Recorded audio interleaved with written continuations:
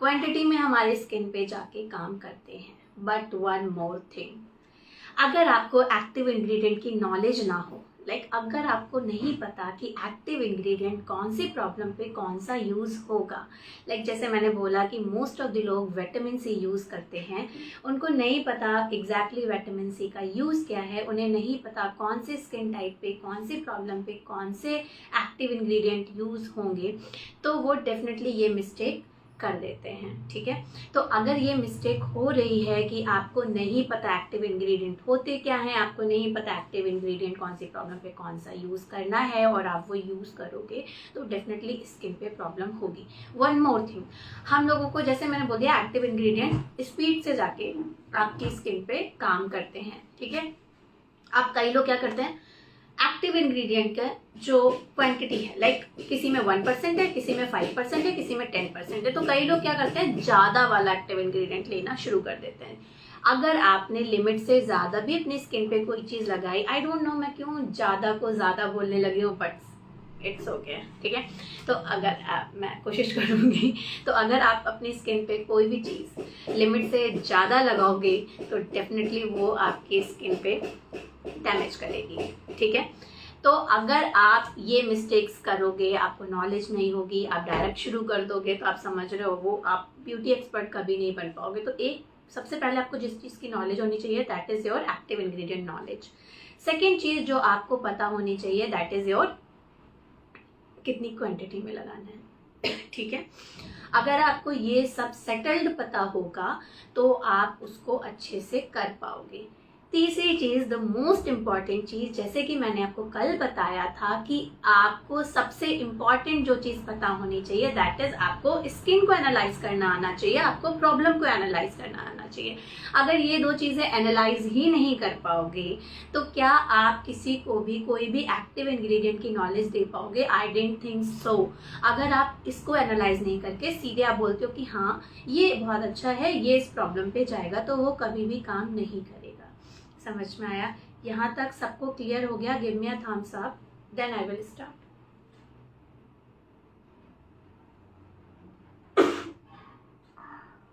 Sorry, 7 लोगों ने join किया है, मेरे को 7 के साथ थम्स अप चाहिए, नहीं तो मैं स्टार्ट नहीं करूँगी, मैं वापस से पिछले वाला स्टार्ट करूँगी पढ़ाना। मेरे को ये नहीं रहता है कि मैं सिर्फ और सिर्फ अपना टॉपिक क्लियर करूं और जयराम जी की, मेरा ये रहता है कि टॉपिक क्लियर करूं, बट आपको भी क्लियर होना चाहिए। अगर आपको क्लियर नहीं है तो मेरा पढ़ाने से कोई भी फायदा नहीं है। Okay, thank you so much.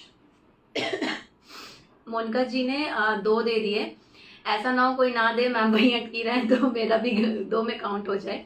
ऐसा है क्या मोनिका जी? मोनिका जी सोच रही है मैं 7 के 7 दे देती हूँ, पता नहीं लोग देंगे या नहीं देंगे। मैम ऐसा ना शुरू हो जाए फिर से वही पुराना पढ़ाना। Okay, thank you so much. ठीक है, तो अब हम एक्टिव इंग्रेडिएंट पे आते हैं। Guys please be careful, please ये नोट्स, मैं भले ही एक्टिव इंग्रेडिएंट के नोट्स आपको अवेलेबल कराऊंगी according to your problem type, according to your skin type, according to your brand. ठीक है, बट फिर भी मैं चाहती हूँ कि सारे बच्चे खुद से अपनी नोट्स जरूर बनाएं, क्योंकि जब आप बार बार सुनते हो और नोट्स बनाते हो तो वो आपको इतना हेल्प करता है कि आपके माइंड में बैठ जाता है। ठीक है, मेरे वीडियोस क्लियर आ रहे हैं? एक बार मेरे को थम्स अप दे दीजिए कोई भी एक। कहीं पे कोई ऐसा तो नहीं है कि रुक रहा है वीडियो, ऐसा कुछ भी?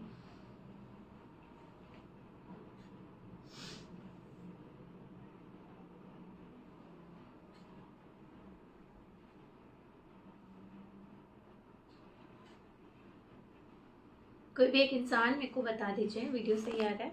Okay, thank you Monika ji. Okay, तो अब एक्टिव इंग्रेडिएंट के बारे में मैं आप लोगों को बता देती हूँ। What is active ingredient exactly? Active ingredient exactly वो चीज़ें होती हैं जो हमारी बॉडी में ही होती हैं सबसे पहले। क्या विटामिन सी हमारी बॉडी में होता है? जी हाँ, विटामिन सी हमारी बॉडी में होता है। क्या कोजिक एसिड हमारी बॉडी में होता है? क्या हाइलोरिक एसिड हमारी बॉडी में? जितने भी एक्टिव इंग्रेडिएंट हैं जो आप बाहर से अपनी स्किन को प्रोवाइड करवा रहे हो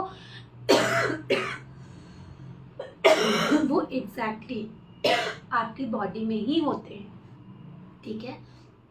जब हम पैदा होते हैं तो वो जो एक्टिव इंग्रेडिएंट होते हैं वो बहुत कम लेवल पे बन रहे होते हैं। इस वजह से हमारी स्किन बहुत सेंसिटिव होती है, धीरे धीरे वो बनने शुरू होते हैं।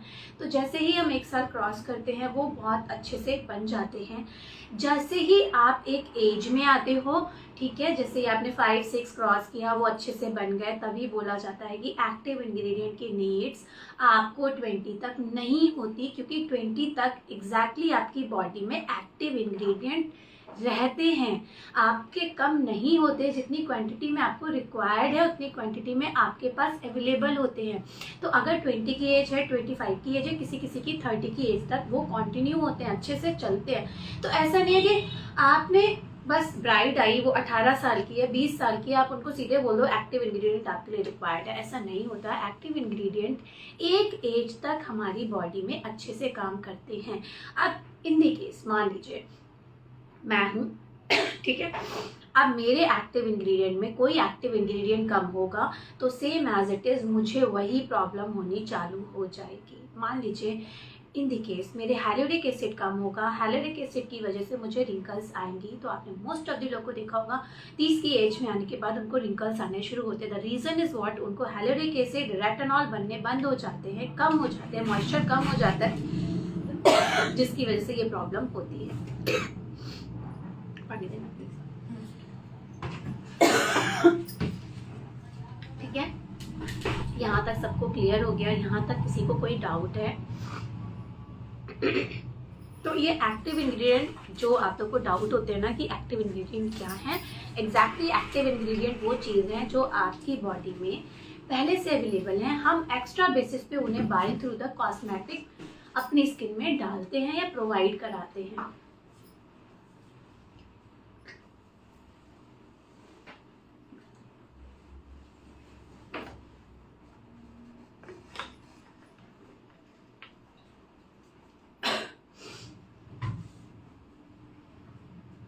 ठीक है, यहाँ तक आपको समझ में आया?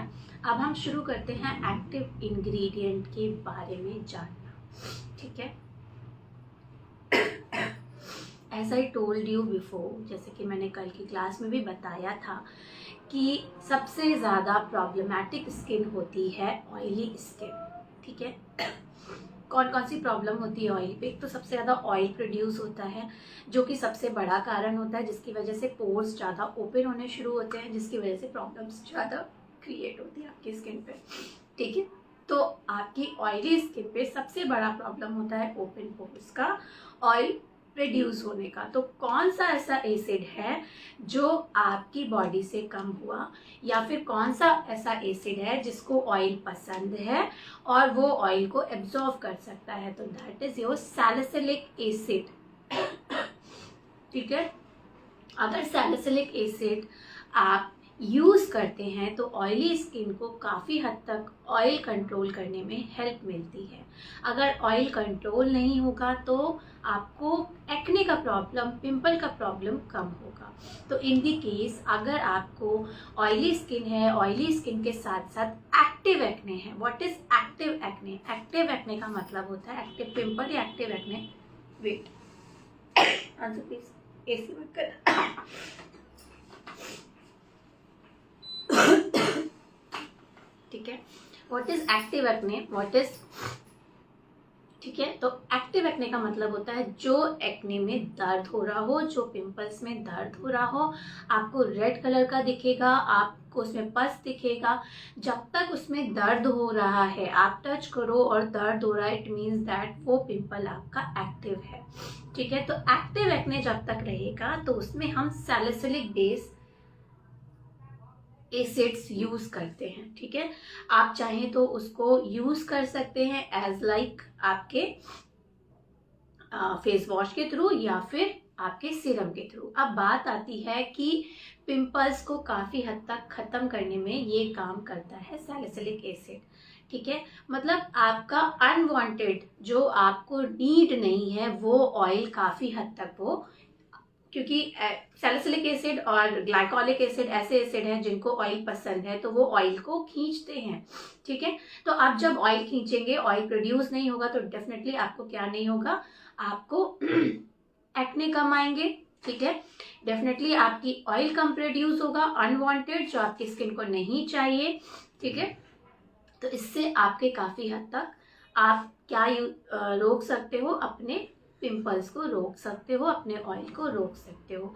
अब दो फॉर्म में सैलिसिलिक एसिड आते हैं, एक फॉर्म में आता है फेस वॉश और एक फॉर्म में आता है आपका सीरम। ठीक है, तो फेस वॉश आपका कैसा हो गया, फेस वॉश का क्या काम होता है, फेस वॉश आपकी स्किन पे एग्जैक्टली क्या काम करता है, सबसे पहले मैं वो बता दूं। फेस वॉश का सिर्फ और सिर्फ डस्ट, पॉल्यूशन, एक्स्ट्रा ऑयल निकालने का काम होता है। कई लोग मेरे से ये बोलते हैं, मैम मेरी स्किन पे ये प्रॉब्लम है, मुझे कोई अच्छा सा फेस वॉश बता दो।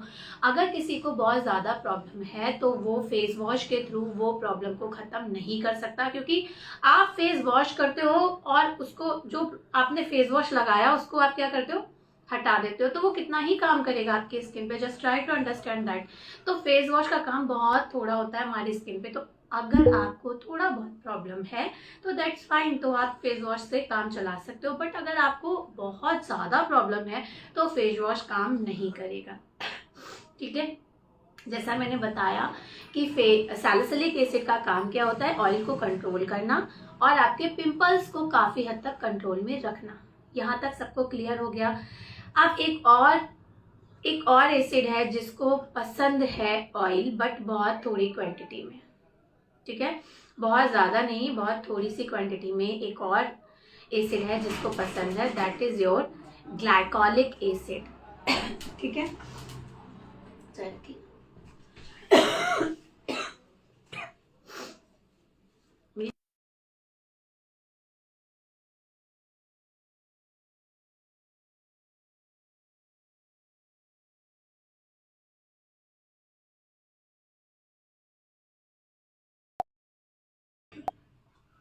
तो जो सेकेंड एसिड है that is your glycolic acid. Glycolic acid भी एक ऐसा एसिड है जो आपके काफी हद तक ऑयल को पसंद करता है, बट वो आपकी स्किन में ऑयल को बहुत ज्यादा खींचता नहीं है comparison to the salicylic acid.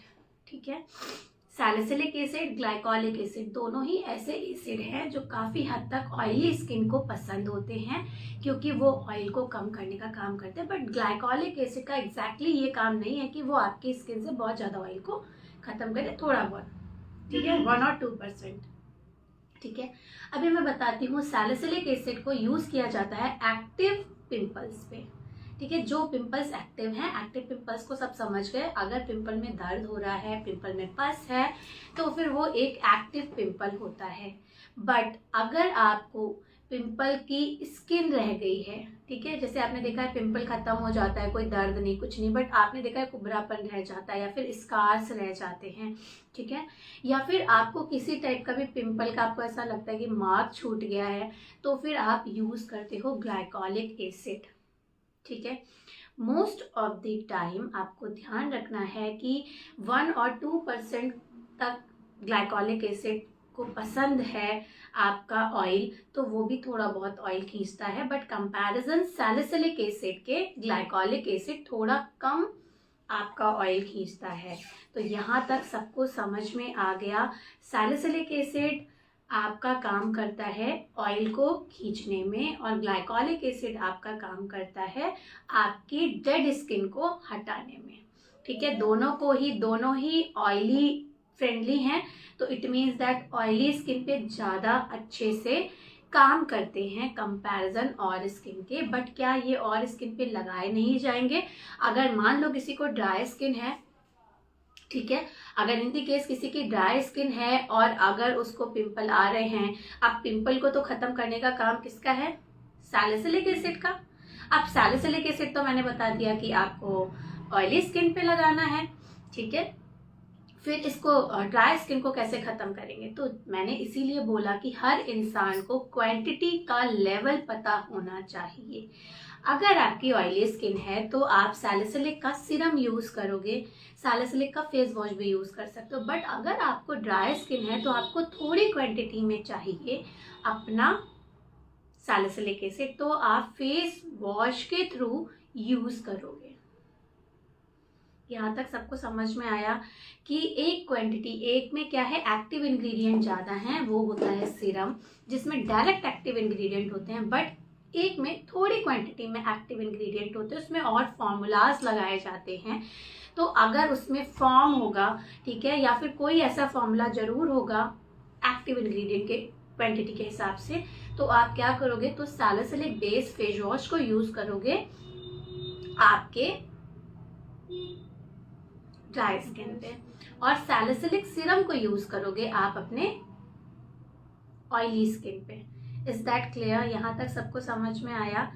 ठीक है, तो सबसे पहले सैलिसिलिक और ग्लाइकोलिक का सबको समझ में आया। अब आते हैं मार्क्स के ऊपर कि अगर ऑयली स्किन को मार्क्स हैं, ठीक है, in the case oily skin पे डेड स्किन है, ऑयली स्किन पे मार्क्स हैं, और कहीं ना कहीं ग्लाइकोलिक एसिड को कुछ परसेंट तक आपका ऑयल पसंद है, तो आप ज़्यादा परसेंटेज का, जिसमें परसेंटेज थोड़ा ज़्यादा हो, लाइक 2 और 3% हो, वो सीरम आप यूज कर सकते हो अपने ऑयली स्किन पे।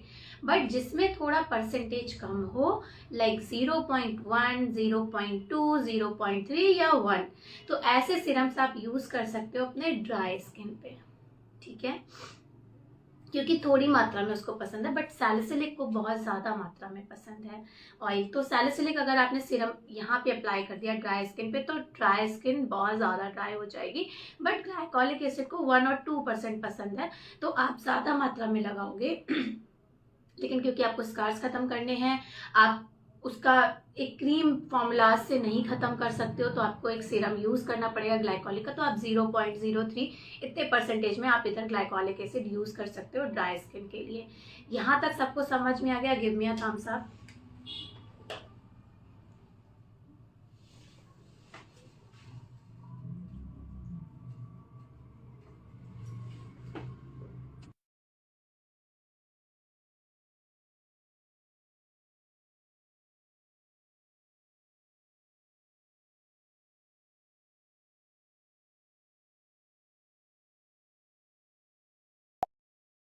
क्या आंसर करूं?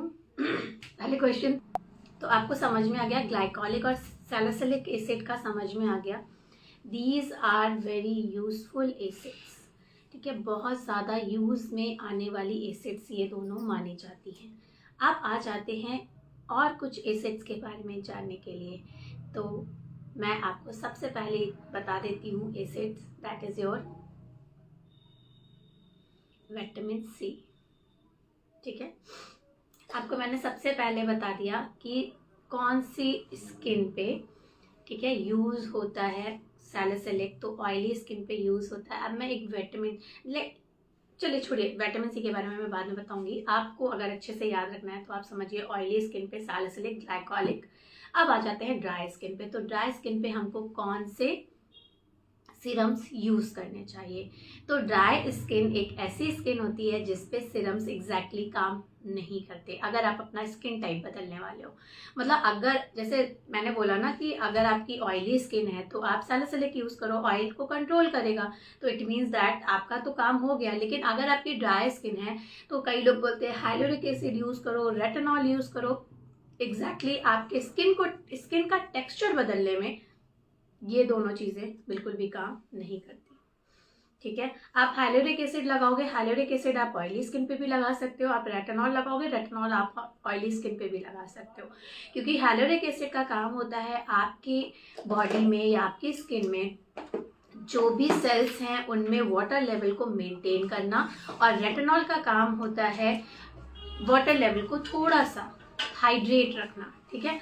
तो ये दोनों स्किन को हाइड्रेट करने का काम करती हैं। इनका कोई भी लेना देना आपकी स्किन के टेक्सचर को बदलने में नहीं होता। अगर आपको अपनी ड्राई स्किन के टेक्सचर को बदलना है तो आपको यूज करने पड़ेंगे coconut oil based moisturisers, creams, या फिर कोकोबा ऑयल, कोकोबा रिलेटेड आपको जो भी प्रोडक्ट आते हैं, मतलब आपको इंग्रेडिएंट में चेक करना पड़ेगा। कोकोनट ऑयल पड़ा है तो आप ले सकते हो, ठीक है, कोकोबा ले सकते हो, ठीक है। आप ऐसी चीजें जिसमें आलमंड्स ऑयल लिखा हो वो आप ले सकते हो। मतलब ऐसी चीजें जो आपकी स्किन को हाइड्रेट रखे, मॉइस्चराइज रखे, ठीक है। तो जितना अच्छा मॉइस्चर आपके स्किन पे होगा वो आपकी स्किन को टेक्सचर को बदलने में हेल्प करता है। बट आप अगर ये सोच रहे हो ड्राई स्किन पे आप हाइलोरिक एसिड किसी को बता दो, एसिड्स के बारे में बता दो, तो नहीं। जिस चीज़ में थोड़ा सा जैसे लाइक ग्लिसरीन हो, ये सब चीज़ें होंगी तो डेफिनेटली आपकी स्किन में एक अच्छा टेक्सचर चेंज होगा। बट आप अगर ये सोच रहे हो एसिड्स के थ्रू टेक्सचर चेंज कर सकते हो, तो ड्राई स्किन का एसिड्स के थ्रू टेक्सचर नहीं बदला जा सकता। ड्राई स्किन को एक मॉइस्चराइजर की जरूरत होती है, स्किन को अच्छे से मॉइस्चराइज करना इज वेरी इंपॉर्टेंट। तो उसके लिए जो इंग्रेडिएंट लगते हैं वो लगते हैं जिसमें अच्छा क्रीमी टेक्सचर हो, ठीक है। तो जैसे किसी में मिल्क बेस लिखा रहता है, किसी में कोकोनट ऑयल लिखा रहता है, किसी में कोकोबा ऑयल लिखा रहता है, किसी में आपने देखा होगा ग्लिसरीन लिखा होता है। तो ऐसे प्रोडक्ट अगर आप बाय कर रहे हो जो स्किन में एक अच्छा मॉइस्चर प्रोवाइड कर रहे हैं, तो वो सारी चीज़ें आपके ड्राई स्किन को टेक्सचर को बदलने में हेल्प करती हैं, ठीक है। तो अभी ऑयली स्किन की हमने बात कर ली, अभी हमने बात कर ली आपकी ड्राई स्किन पे जो ज़्यादा कॉम्प्लिकेटेड होती हैं। इसके बाद आ जाते हैं हम नॉर्मली एक सीरम्स का आपने समझ लिया ड्राई स्किन पे कौन सा सीरम काम करेगा, ठीक है। अब आ जाते हैं अगर ड्राई स्किन पे नॉर्मली प्रॉब्लम है, लाइक किस चीज़ की, अगर ड्राई स्किन पे आपको नॉर्मली प्रॉब्लम है, पिंपल्स आ रहे हैं, तो आप salicylic base face wash use करोगे। सैलिसिलिक बेस सीरम आपको यूज़ नहीं करना होता कभी भी, नहीं तो आपकी स्किन में ड्राइनेस बढ़ेगी जिसकी वजह से आपको प्रॉब्लम हो सकती है, ठीक है। फिर सेकंड चीज़ है, अगर आपको कोई भी स्कार्स आ रहे हैं ड्राई स्किन पे, इन दी केस मान लो आपकी स्किन में पिंपल्स निकले तो उसके स्कार्स रह गए, तो आपको सिर्फ जिस एरिया में स्कार्स है उस एरिया में क्या यूज़ करना है, अपना ग्लाइकोलिक बेस सीरम 0.1%, 0.2%, 0 की क्वांटिटी में आप उसे लोगे। बट अगर आपकी ऑयली स्किन है तो उसको आपको किस क्वांटिटी में लेना है, 1, 2, 3, 4 ऐसे परसेंटेज में लोगे। लेकिन कोई भी नॉर्मल सीरम्स हम अपनी जब डेली स्किन केयर रूटीन में यूज़ करते हैं तो उसको 5 से 10% से ज़्यादा यूज़ नहीं करना होता। 1, 2%, 3% आर इनफ, ठीक है। बट अगर आप नॉर्मल जो एसिड्स होते हैं जिनमें ज़्यादा इफेक्ट्स नहीं होते तो उनको आप 5%, 10% तक भी यूज़ कर सकते हो। इससे ज़्यादा अगर आप कोई भी चीज़ यूज़ करोगे तो केमिकल पील के नाम से वो जानी जाती है, तो मतलब आप अपनी स्किन को हार्म पहुंचाने में भी हेल्प करा सकते हो, ठीक है। बट अगर मैं एक बात कहूँ, सैलिसिलिक एसिड थोड़ा हाई एसिड होता है। अगर आप इसको 2-3% से ज़्यादा यूज़ करते हो तो आपके स्किन का नेचुरल मॉइस्चर भी ये खींचने लग जाएगा। तो इसमें सिर्फ और सिर्फ 2 से 3% आप ऑयली स्किन पे यूज़ कर सकते हो और फेस वॉशेस आप यूज़ कर सकते हो अपनी ड्राई स्किन पे। अगर ग्लाइकोलिक एसिड आप यूज़ कर रहे हो तो ये एक मीडियम वर्क का होता है, मतलब आप बहुत हाई भी नहीं बहुत नॉर्मल भी नहीं, बट हाँ मीडियम इसमें होता है। तो ये भी आपको कहीं ना कहीं आप अगर ओवर क्वांटिटी में यूज़ करोगे तो ये आपकी स्किन को डैमेज कर सकता है। तो ये 2 to 3% लास्ट स्टेज है इसकी यूज़ करने की डेली स्किन केयर रूटीन में। तो अगर आप यूज़ कर रहे हो स्टार मतलब सॉरी शीतल जी, स्टार मतलब मैंने स्टार जैसा कुछ नहीं बोला। स्टार्ट कर सकते हो, स्टार्ट मीन्स शुरू कर सकते हो, वो वाला स्टार्ट है ये, स्टार नहीं स्टार्ट बोला, ठीक है। तो आप ध्यान रखना कि जब भी आपको शुरू करनी है कोई भी चीज़ तो ग्लाइकोलिक एसिड आपका 3% से ज़्यादा नहीं होना चाहिए और सैलिसिलिक आपका 1 to 2% इज इनफ, ओके। अब आ जाते हैं, हमने बताया कि आपको ड्राई स्किन पे कभी भी कोई भी एसिड्स आपके टेक्सचर को बदलने में हेल्प नहीं करती। तो ये एक मिथ है, ग्लाइकोलिक लगा लो, हाइलोरिक लगा लो, इन सब से कुछ भी नहीं होगा। स्किन को मॉइस्चर प्रोवाइड करना इज़ वेरी इंपॉर्टेंट। अब इसके बाद आ जाते हैं कि अगर आपको स्कार्स की भी प्रॉब्लम नहीं है, ठीक है, अगर इन दी केस आपको पिंपल्स की भी प्रॉब्लम नहीं है, ठीक है, ये तो पिंपल्स की प्रॉब्लम हो गई, पिंपल्स के स्कार्स की प्रॉब्लम हो गई, या फिर छोटे मोटे स्कार्स हैं तो भी आपको ग्लाइकोलिक एसिड हेल्प करती है स्कार्स निकालने में। अच्छा, स्कार्स मतलब जो आपको मार्क्स रह जाते हैं, जो आपको दाग धब्बे रह जाते हैं, वो स्कार्स, वो भी स्टार नहीं, वो भी स्कार्स, ठीक है, SCARS, स्कार्स, ओके।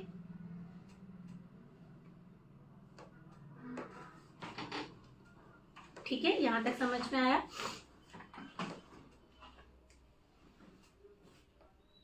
आगे बढ़ाएं। अब आ जाते हैं हमारी और प्रॉब्लम्स के बारे में। तो एक और प्रॉब्लम जो लोगों को होती है दैट इज योर पिगमेंटेशन।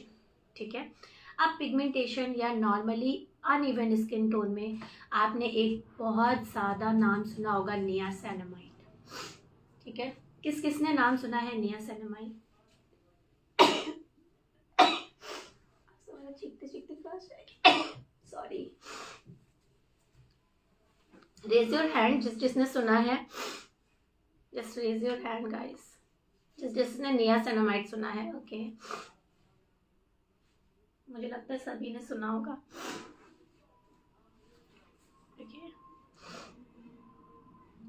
बहुत सारे लोगों से आपने ऐसा कहते हुए सुना होगा कि नियासिनामाइड बहुत अच्छा है, आपके स्कार्स को कम करता है। टिश्यू, ठीक है, बहुत सारे लोगों से आपने सुना होगा कि नियासिनामाइड आपके स्कार्स को कम करने में बहुत हेल्प करता है। सॉरी,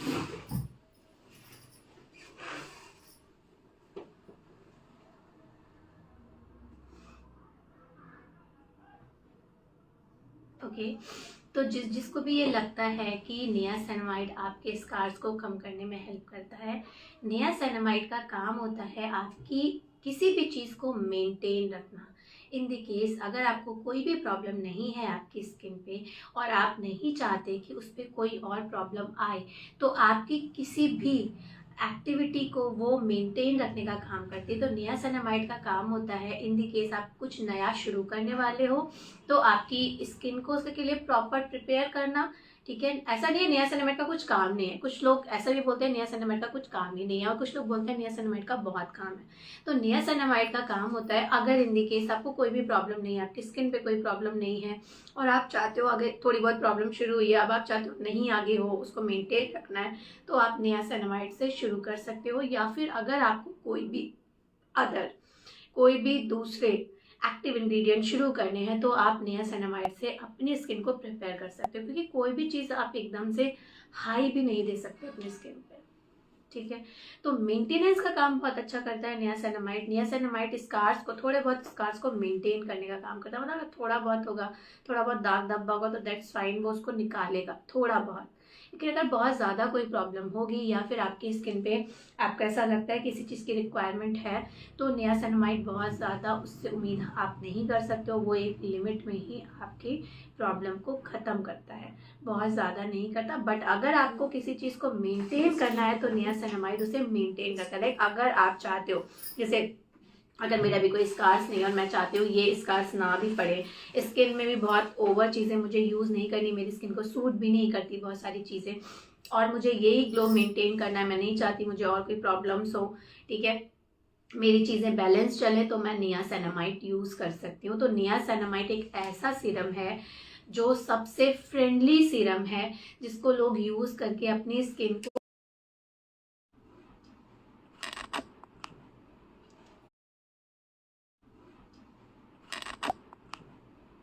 नियासिनामाइड थोड़े बहुत स्कार्स को मेंटेन करने का काम करता है। मतलब थोड़ा बहुत होगा, थोड़ा बहुत दाग धब्बा होगा तो दैट्स फाइन, वो उसको निकालेगा थोड़ा बहुत।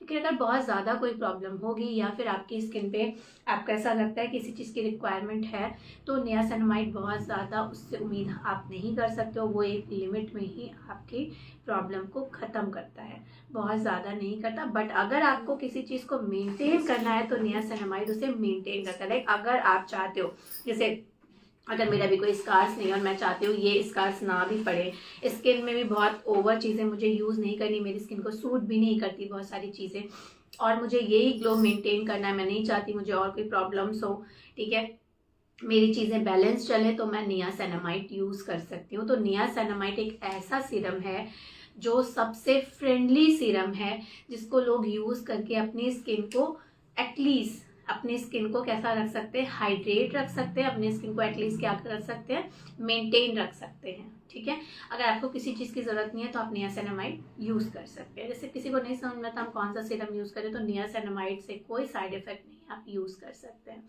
ठीक है, फिर आपकी प्रॉब्लम चालू होती है पिगमेंटेशन की।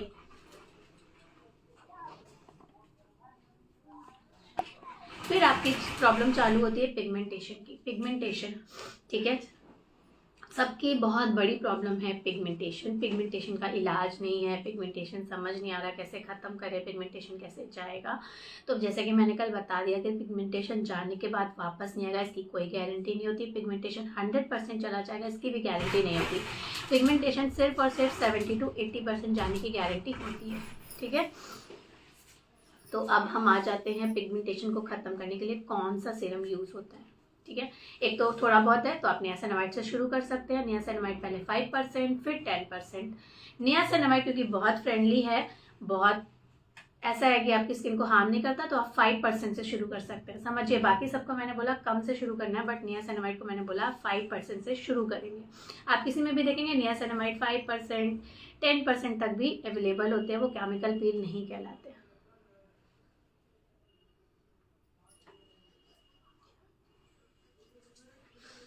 ठीक है, तो आप नियासिनामाइड से शुरू करोगे अपनी स्किन पे। अगर आपको पिगमेंटेशन ज़्यादा है, अगर किसी को बहुत टाइम से पिगमेंटेशन हो रही है, चाहे वो ऑयली स्किन पे हो, चाहे वो ड्राई स्किन पे हो, या किसी भी स्किन टाइप पे हो, अगर पिगमेंटेशन बहुत ज़्यादा हो रही है तो आप क्या यूज़ कर सकते हो, कोजिक एसिड। ठीक है, अगर पिगमेंटेशन बहुत ज़्यादा है किसी को भी तो आप कोजिक एसिड यूज़ कर सकते हो। क्या जैसे तुम सुन रही हो तुम्हें ज्यादा आ जाएगा, आगे जाता है। ठीक है, तो कोजिक एसिड एक ऐसा एसिड है जो काफी हद तक मेंटेन करता है आपके पिगमेंटेशन को। बट कोजिक एसिड एक ऐसा एसिड भी है जो आपकी स्किन पे थोड़ा हार्म भी पहुंचा सकता है अगर उसको आपने सही से सोच समझ के स्टार्ट नहीं किया। मैं बिल्कुल नहीं कह रही हूँ कि कोजिक एसिड मतलब पिगमेंटेशन पे हटाता नहीं, पिगमेंटेशन हटाएगा, लेकिन थोड़ा हार्ड भी होता है। तो जब भी आपको शुरू करना है तो आपको ध्यान देना है, पहले नियासिनामाइड यूज़ करना है 5%, फिर 10%। जब उससे भी आपको रिजल्ट नहीं मिल रहा है तब आपको कोजिक एसिड किसी को भी देना चाहिए। ऐसे नहीं कि आपने एकदम से दे दिया। तो पहले 15 मिनट किसी को नियासिनामाइड 5% दीजिए, फिर 10% दीजिए, फिर कोजिक एसिड। आज सब इतना चुप क्यों भाई? लेक्चर चल रहा है। अच्छा, इस वजह से। तो यहाँ तक सबको समझ में आया। कोजिक एसिड का काम होता है आपकी हाइपर पिगमेंटेशन को भी कोजिक एसिड कम कर देता है। मतलब आपको कितना भी हाइपर पिगमेंटेशन होगा ना, कोजिक एसिड उसको कम करने की गारंटी लेता है। बट कोजिक एसिड आप ज़्यादा मात्रा में यूज़ नहीं कर सकते। कोजिक एसिड की आप क्वांटिटी परसेंटेज ज़्यादा नहीं ले सकते, आपको उसको हमेशा 1 से 2% ही यूज़ करना है। सोच समझ का मतलब सोचे समझ का मतलब सोच समझ के यूज करें, आपने बोला ना। हाँ, सोच समझ का मतलब आप क्वांटिटी उसकी, मैंने वही बोला, अभी मैं बताती हूँ सोच समझ का मतलब क्या होता है। मतलब आप कोई भी चीज़ एकदम से, मैंने बोला ना कि एकदम से लोग क्या करते हैं, कोई भी आपको पता चला ये एसिड इसके लिए अच्छा है, हमने उठा के किसी भी क्लाइंट को दे दिया। अगर मान लो इन दी केस अगर किसी की स्किन, मैंने बोला कि ये थोड़ा सा हार्ड भी होता है, तो ऑयली स्किन है दैट्स फाइन, ड्राई स्किन है दैट्स फाइन, बट अगर यही सीरम आपने किसी ऐसे इंसान को दे दिया जिसकी सेंसिटिव स्किन है तो वो उसे टॉलरेट नहीं कर पाएगा। स्किन में सेंसिटिविटी की प्रॉब्लम और ज़्यादा बढ़ने लगेगी।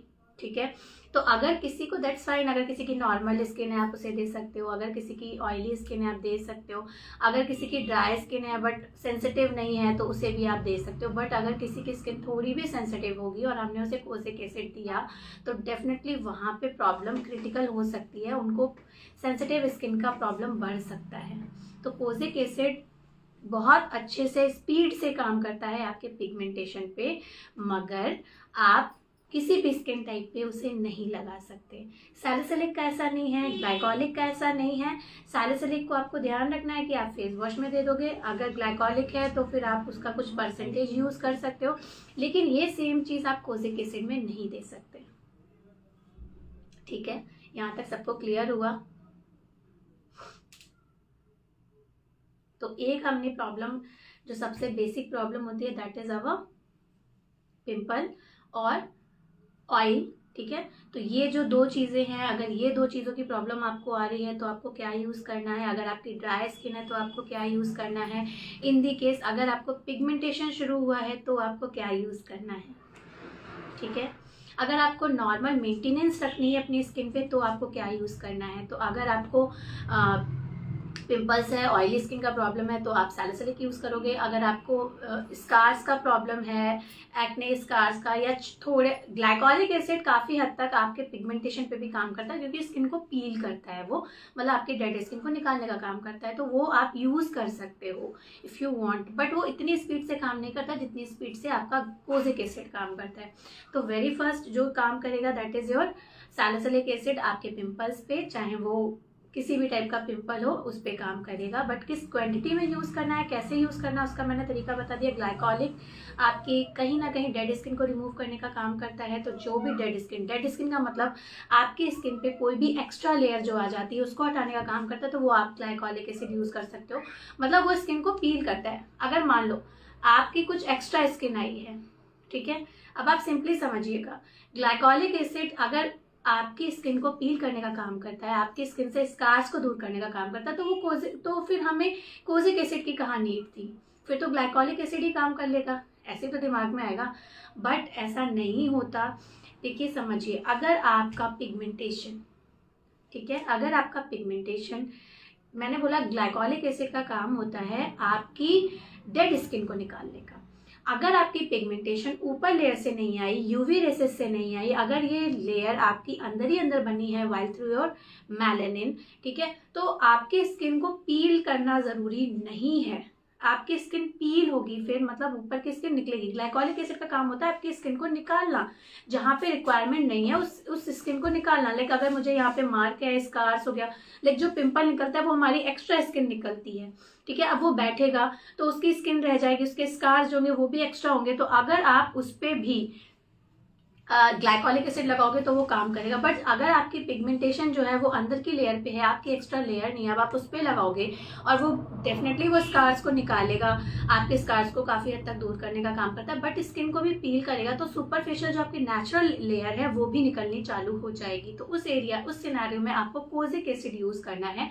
कोजिक एसिड सिर्फ और सिर्फ आपके पिगमेंटेशन पे काम करेगा, आपके स्किन को पील करने का काम नहीं करेगा, ठीक है।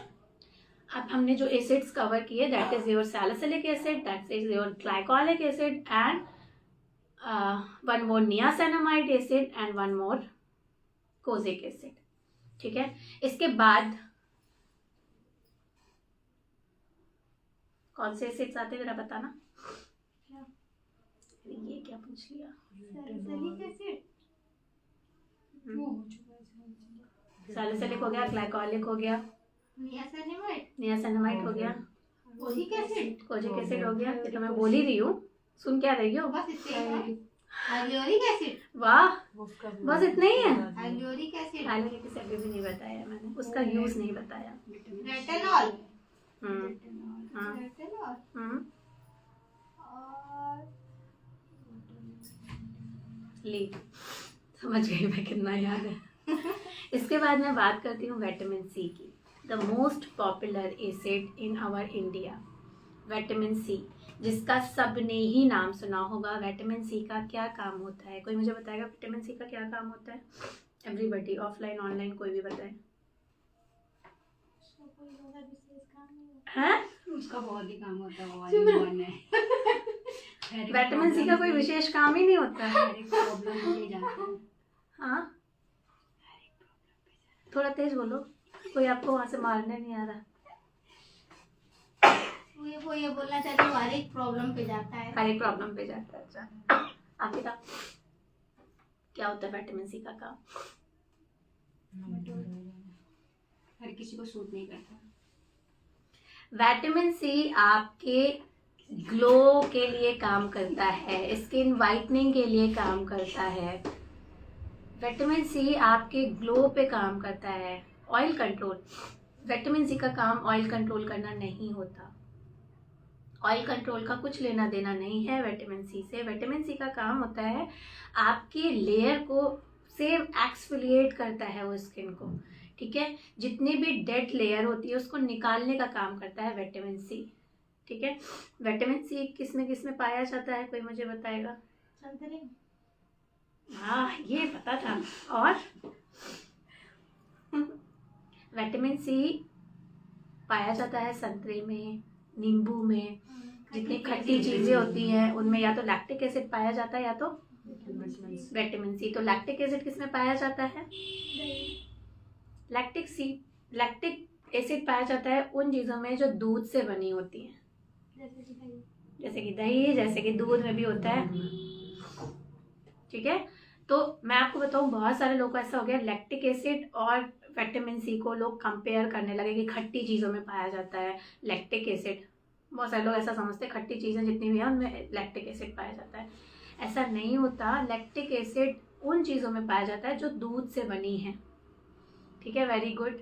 ब्राइटनिंग का काम है विटामिन सी का। विटामिन सी आपकी स्किन को ब्राइटन अप करती है, ब्राइट करती है, आपकी स्किन के अनइवन स्किन टोन को निकालने का काम करती है। लाइक आपको अगर टैन हो गया है तो विटामिन सी काम करेगा, अगर आपको थोड़ा बहुत पिगमेंटेशन है तो विटामिन सी काम करेगा।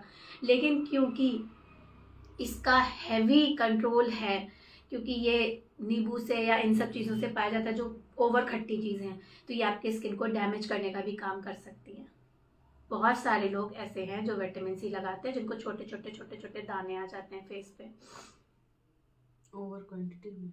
इस वजह से विटामिन सी सबको सूट नहीं करता, क्योंकि वो हाई रेंज ऑफ मतलब ऐसी चीज़ें हैं जो खट्टी होती हैं। अगर आप कोई भी खट्टी चीज़, ओवर खट्टी चीज़ अपने फेस पे डायरेक्ट अप्लाई करोगे तो वो आपकी स्किन को डैमेज करने का भी काम करती हैं। मतलब आपकी स्किन से अंदर मतलब छोटे छोटे दाने घमोरियों जैसे दाने कर देंगी, या फिर हो सकता है आपको एक पस वाले दाने आने शुरू हो जाए। तो विटामिन सी सबको सूट नहीं करता। विटामिन सी को आंख बंद करके आपने नहीं लेना। विटामिन सी जब भी आप यूज़ करोगे तो ध्यान रखना है कि विटामिन सी बहुत कम क्वांटिटी में आपके सीरम में अवेलेबल होना चाहिए। मैं आपको बताती हूँ, vitamin C all skin type होता है, नो डाउट, बट कभी भी ड्राई स्किन पे या फिर विटामिन सी सेंसिटिव स्किन पे यूज ही नहीं करना चाहिए। वो आप कभी भी देखना, आप नींबू लेते हो ना, कई लोग नींबू को क्या करते हैं, लिया और डायरेक्ट फेस पे अप्लाई कर दिया, करते हैं ना। उसके बाद एक बहुत तेज सेंसेशन होता है, इचिंग होती है। ठीक है, स्किन खिंची खिंची सी लगनी शुरू हो जाती है, क्योंकि इतना एक्टिव आपने इंग्रेडिएंट और इतनी सारी क्वांटिटी में एक साथ अपने फेस पे लगा लिया। ठीक है, डायरेक्ट अप्लाई कर लिया, उसमें कोई मॉइस्चर भी अप्लाई नहीं किया। ठीक है, तो आपने नहीं करना होता कभी भी विटामिन सी को डायरेक्ट कम ज़्यादा क्वांटिटी में अपने फेस पे अप्लाई। ठीक है, जो लोग घर में भी बनाते हैं ना, एक ड्रॉप इतने सारे प्रोडक्ट, अगर आप ये समझिए, अगर आप 7 दिन का प्रोडक्ट बना रहे हो घर में तो एक ड्रॉप इनफ होती है नींबू की। लोग पूरा निचोड़ लेते हैं, बना रहे हैं उसको, है ना, एक ही दिन लगाने के लिए। सेम एज इट इज हम अपने बालों में भी करते हैं, मेहंदी मिलाते हैं ना, पूरा नींबू निचोड़, इससे वो चला जाता है, डैंड्रफ चला जाता है। एग्जैक्टली डैंड्रफ जाने का कोई काम नहीं करता। विटामिन सी आपके बालों से क्या करेगा, आपके पोषण वाली चीजों को भी खींचने लग जाएगा। आप देखना, आप कभी भी नींबू ज्यादा लगा के अपने बालों में नींबू लगाना और देखना बाल ड्राई लगेंगे। आई बात समझ में? तो विटामिन सी डेफिनेटली बहुत अच्छी चीज़ है। विटामिन सी डेफिनेटली बहुत हाई क्वांटिटी में हमें चाहिए होता है, लेकिन विटामिन सी को डायरेक्ट अपनी स्किन पे अप्लाई करना, बालों में अप्लाई करना बहुत ज़्यादा खतरनाक भी हो सकता है। अगर आपको विटामिन सी चाहिए तो आप डेली एक ऑरेंज खा सकते हो, जिससे आपकी स्किन क्या होगी, ब्राइट होगी। जैसे कि लोग टमाटर काटते हैं, डायरेक्ट अपने फेस पे अप्लाई कर लेते हैं, नहीं करना है। ठीक है, आपने कभी भी देखा होगा टमाटर का बोला जाता है टमाटर लगाओ फेस ब्राइटन अप होगा। ठीक है, क्योंकि उसमें विटामिन सी है। फेस नींबू लगाओ, स्किन से टैन और ये सब चला जाएगा, क्योंकि उसमें विटामिन सी है। ठीक है, ऑरेंजेस खाओ, ऑरेंजेस खाने से या ऑरेंजेस फेस पे उसका पेस्ट लगाने से ब्राइट होगा। तो ब्राइट होता है, डेफिनेटली ब्राइट होता है, लेकिन अगर आप ज्यादा क्वांटिटी में अप्लाई कर रहे हो या फिर आप ऐसी स्किन पे अप्लाई कर रहे हो जिस स्किन पे ड्राइनेस है, क्योंकि विटामिन सी कहीं ना कहीं आपकी स्किन को ड्राई भी करती है। ठीक है, सेम एज इट इज, वो ऑयल को कंट्रोल तो नहीं करती है बट स्किन को ओवर ड्राई करती है।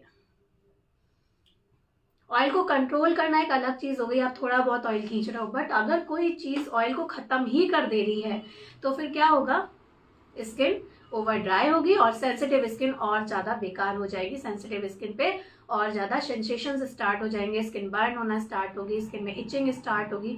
तो विटामिन सी जो लोग आँख बंद करके खरीद लेते हैं, लगा रहे हैं, वो आपने नहीं करना है।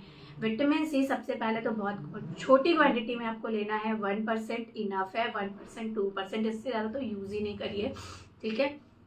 डेफिनेटली ऑलराउंडर है वो, आपकी स्किन पे ब्राइट कर रही है स्किन को, तो मतलब ऑलराउंडर है, मतलब आपकी हर प्रॉब्लम पे काम करेगा, टैन पे भी काम करेगा, पिगमेंटेशन पे भी काम करेगा, स्कार्स पे भी काम करेगा, ठीक है। और कहीं ना कहीं थोड़ा बहुत ऑयल खींचता है, मतलब ऑयल को कंट्रोल करना तो मैंने बोलूँगी, वो प्रॉपर ऑयल खींचता है, तो कहीं ना कहीं वो आपके पिंपल्स पे भी काम करेगा। बट ऑल स्किन टाइप मतलब वो आपको सूट करेगा, इसकी कोई गारंटी वारंटी नहीं है, ठीक है। तो विटामिन सी इसलिए यूज होता है कि आपकी स्किन को ब्राइट कर सके, बट सेंसिटिव स्किन और ड्राई स्किन वालों के लिए विटामिन सी बिल्कुल भी नहीं होता। आप बोलेंगे मैम आपने तो विटामिन सी को बिल्कुल नेगेटिव ही बना दिया। मैंने नेगेटिव नहीं बनाया, मैंने बोला ऑलराउंडर है, बहुत अच्छा है, स्किन को ब्राइट करता है, बट क्योंकि उसका पावर बहुत है, ठीक है। अब आप सिंपली समझो, अगर हम किसी भी मरीज को, कोई भी मरीज है, ठीक है, उसको उसकी हालत बहुत ख़राब है, ठीक है, हमें उसको क्या करना है, इलाज करना है। अब उसको सुबह शाम 2 गोलियां देनी है, 1 गोली सुबह 1 गोली शाम। हम कहेंगे हमें जल्दी सही करना है, हम पूरा पत्ता 6 गोली सुबह दे दें, 6 शाम को दे दें, तो उसका क्या होगा, है ना, वो उस किसी हालत में नहीं रहेगा वो, ठीक है। तो वही ओवरडोज है, उसको गोलियां चाहिए हैं, उसको टैबलेट्स चाहिए हैं, उसी से वो सही होगा। लेकिन आपने अगर ओवरडोज दे दिया तो वो खराब हो जाएगा। तो सेम एज इट इज होता है कि आपको विटामिन सी चाहिए ज़रूर है, विटामिन सी बहुत ज़रूरी है, क्योंकि विटामिन सी आके आप मरीज हो, आपको चाहिए विटामिन सी, नॉर्मल जैसे विटामिन सी आपको डेली चाहिए होता है। लेकिन आप जब ऊपर से अप्लाई कर रहे हो तो उसको बहुत कम क्वांटिटी में अप्लाई करो, 1 टैबलेट की जगह आप 6-6, 7-7 टैबलेट दे रहे हो, तो खराबी होगी स्किन। कितने लोग ये मिस्टेक करते हैं, विटामिन सी का कैप्सूल लिया, आपने कैप्सूल काटा, ठीक है, कैप्सूल लिया और पूरा निचोड़ दिया और आप उसको पूरे फेस पे अप्लाई करते हो। कौन कौन ये करता है, raise your hand. Vitamin C या विटामिन ई कितने लोग ये करते हैं, तुम लोग तो नहीं करते हो, करोगे तो नहीं। कौन कौन ये करता है, जस्ट रेज योर हैंड। इसमें कोई शर्म वाली बात नहीं है, बात ऐसी है कि कभी किसी ने इतना डीप हमें बताया ही नहीं कि एग्जैक्टली ये होते क्या है और एग्जैक्टली इसका यूज क्या है। विटामिन सी को इतना सराखों पे ऊपर कर दिया कि लोगों ने विटामिन सी पे बिल्कुल आंख बंद करके भरोसा कर लिया। विटामिन सी बहुत इंपॉर्टेंट चीज़ है, खाना भी और विटामिन सी लगाने में भी बहुत अच्छी चीज़ है, बट भाई आप उसको सही से समझो। ओके पूनम, और कोई जो विटामिन सी के कैप्सूल्स को खोल के डायरेक्ट अप्लाई कर देता है।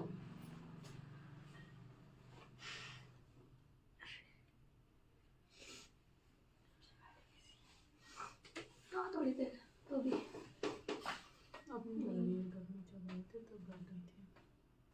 डॉक्टर रशल का विटामिन सी फेशियल।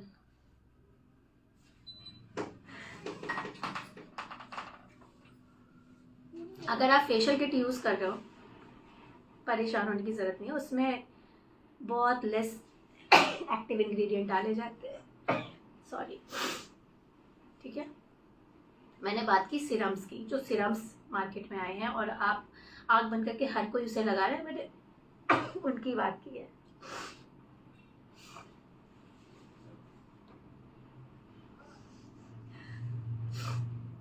आज पूरी क्लास ऐसे ही जाने वाली है, चीखते खांसते।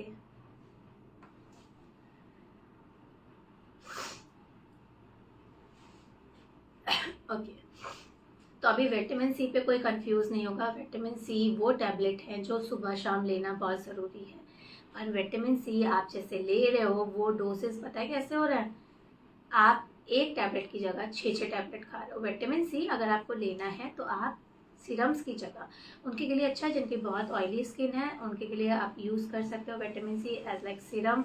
उनके के लिए अच्छा है जिनको बहुत ज़्यादा स्पॉट्स हैं, मार्क्स हैं, लेकिन उनकी नॉर्मल स्किन चल रही है तो दैट्स फाइन। उनके लिए भी सही है जिनकी ड्राई स्किन है बट उनको ज़्यादा चीज़ों से प्रॉब्लम नहीं होती, दैट्स फाइन, वो कुछ क्वान्टिटी में विटामिन सी यूज़ कर सकते हैं।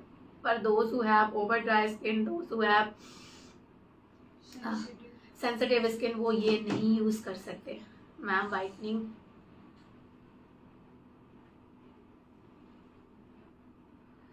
आप फेशियल आप सिंपल सोचो, इन सबको भी साइड कर दो। अभी मैं सारी चीज़ें बताऊंगी, पहले जो मैं टॉपिक ले रही हूँ ना वो समझो, ठीक है। अभी मैं ये बताती हूँ, विटामिन सी कैप्सूल्स जो लोग पूरा लगा देते हो फेस पे, वो भी बहुत गलत है। आपको पता है एक जो हम कैप्सूल यूज़ करते हैं, जो एक कैप्सूल होता है उसमें सिर्फ और सिर्फ एक्टिव इंग्रेडिएंट है, ठीक है।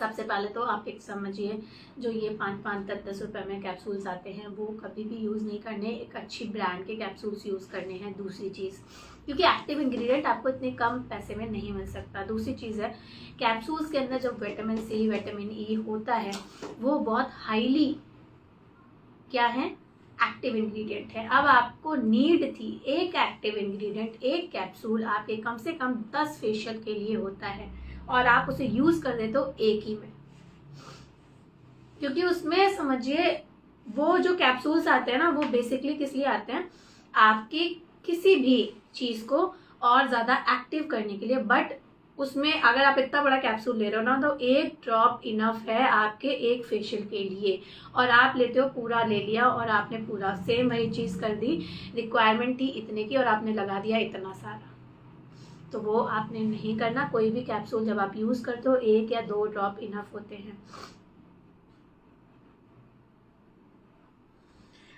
विटामिन ई, विटामिन सी कहाँ अप्लाई करना है फेशियल्स में, सीरम्स कहाँ अप्लाई करने हैं, इसके लिए आप बिल्कुल परेशान मत होइए, वो मैं आगे बताऊंगी। पहले मैं एक्टिव इंग्रेडिएंट के बारे में बता रही हूँ। मैंने सिर्फ ये बोला कि ज़्यादा क्वांटिटी और कम क्वांटिटी वो कैसे समझना है, ठीक है। फेशियल्स अभी मैं किट की बात करूंगी तब मैं आपको बताऊंगी, आप बिल्कुल परेशान मत होइए, ठीक है।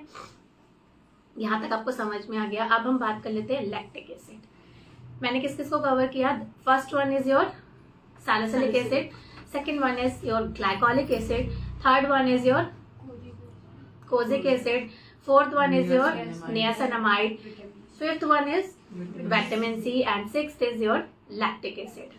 What is lactic acid? Lactic acids बहुत अच्छे एसिड्स होते हैं, क्योंकि वो किससे बन रहे हैं, डेयरी प्रोडक्ट से, ठीक है। तो जितने भी डेयरी प्रोडक्ट होते हैं वो लैक्टिक एसिड में पाए जाते हैं। लैक्टिक एसिड और एसिड एक इंग्रेडिएंट है जो इसमें आपकी ऑल स्किन टाइप के लिए अच्छे हैं, ऑल राउंडर है, ठीक है। Same as it is all skin type में मैं सेंसिटिव स्किन को भी इंक्लूड कर रही हूँ। लैक्टिक एसिड एक ऐसे एसिड हैं जो ऑलराउंडर होते हैं, ठीक है। आपकी बस वो पिंपल्स पे काम नहीं करते, ठीक है, बाकी वो ऑलराउंडर होते हैं। आपको कोई भी टैन है, कोई भी पिगमेंटेशन है, कुछ भी है उस पर, मतलब मैं कह रही हूँ कोजिक एसिड बहुत स्पीड से काम करता है, ठीक है, ग्लाइकोलिक एसिड बहुत स्पीड से काम करता है, बट लैक्टिक एसिड थोड़ा धीरे काम करता है। मतलब जो चीज़ आपको इन सारी एसिड से 2 महीने में काम करना शुरू कर देगी, लैक्टिक एसिड उसे करने में कम से कम 6 से 7 महीने लेगा, क्योंकि वो धीरे काम करेगा, लेकिन ऑलराउंडर है क्योंकि वो काम करेगा, ठीक है। अब बात आ जाती है मैम, जब कोजिक एसिड है और ये सारे एसिड्स हैं तो लैक्टिक एसिड का क्या काम है, क्योंकि भाई सेंसिटिव स्किन पे आप कोजिक एसिड नहीं दे सकते, ग्लाइकोलिक एसिड नहीं दे सकते, ये सारे एसिड्स नहीं दे सकते, तो आप क्या दोगे, लैक्टिक एसिड, क्योंकि वो आपके मॉइस्चर को मेंटेन रखेगा, ठीक है। मॉइस्चर को अगर आपको मेंटेन रखना है, या किसी की ड्राई, मैम आंसर प्लीज, मैंने आपको बोला कि आप, ठीक है मैं आंसर कर देती हूँ, विटामिन ई को अप्लाई नहीं करना है आफ्टर फेशियल, क्योंकि जितने भी सीरम हैं वो मिड में यूज होते हैं, जितने भी सीरम्स हैं वो मिड में यूज होते हैं, वो इधर उधर यूज नहीं होते, मिड में यूज होते। मैं आप लोगों को इसलिए बोलती हूँ कि मिड में आप क्वेश्चंस करोगे, मैं उसका आंसर करूंगी, दैट्स फाइन। आप जो ज्वाइन किए उनको पता है कि मैम ने क्यों आंसर किया है, बट जब आप बाद में देखोगे ना तो आपको इसका लॉजिक नहीं समझ में आएगा, तो जो लोग बाद में देखेंगे उनको थोड़ा सा डिस्टर्बेंस होता है। तो मैं हर एक चीज़ एक शेड्यूल से लेके चलती हूँ, तो आपको ज़्यादा अच्छे से समझ में आएगा। मैं बताऊँगी, डेफिनेटली बताऊँगी कि कहाँ पे आपके सीरम्स यूज़ होते हैं, कैसे सीरम्स को यूज़ किया जाता है इन बिटवीन योर फेशियल्स, ये सारी चीज़ें मैं बताने वाली हूँ, तो उसके लिए आप परेशान मत होइए, वो सब मैं लूँगी, ठीक है। अब मैं बात कर लेती हूँ लैक्टिक एसिड के बारे में। लैक्टिक एसिड ऑलराउंडर है आपके